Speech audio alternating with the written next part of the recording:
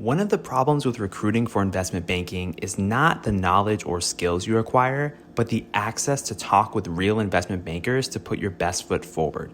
Our sponsor, WSO Academy, can provide those connections with 60 head mentors who are finance professionals at top firms like Goldman, Centerview, and JP Morgan.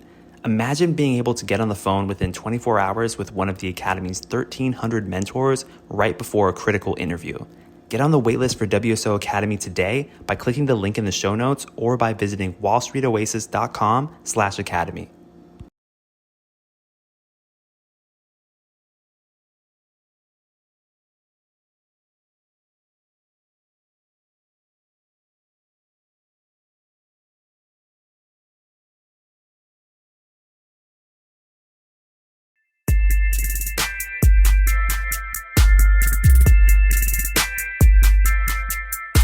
All right. Welcome to Investment Banking Insights. This is the only show absolutely dedicated to helping you learn both the technical and non-technical aspects of the investment banking process. My name is Alex Mason and I'm your host. Thank you so much for joining me. And today we're going over an accounting question today, which is what happens when a business buys $10 worth of inventory for cash?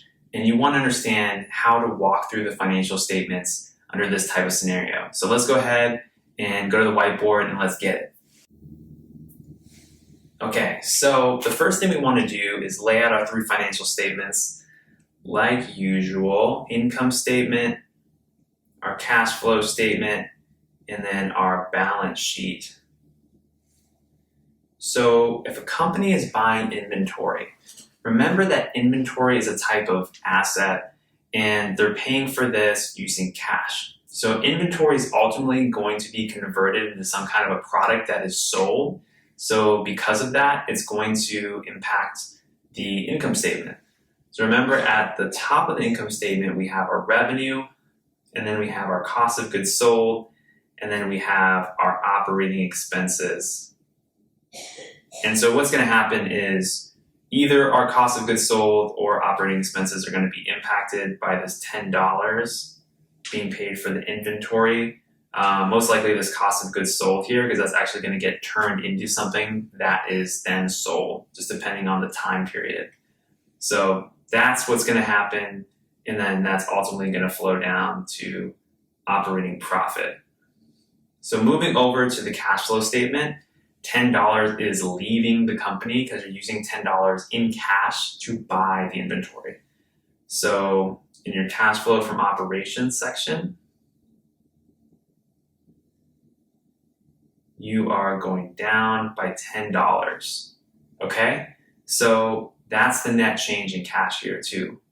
So if we go over to the balance sheet, what do we have? Well, on our asset side, we just gave up $10 in cash to buy some inventory. So our cash is down by $10. But we got something in exchange for that cash. We actually got some inventory. And remember, inventory is an asset. So we add that to the asset side of the balance sheet as well.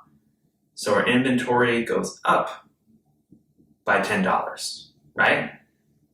On the liability side of the balance sheet, nothing is changing.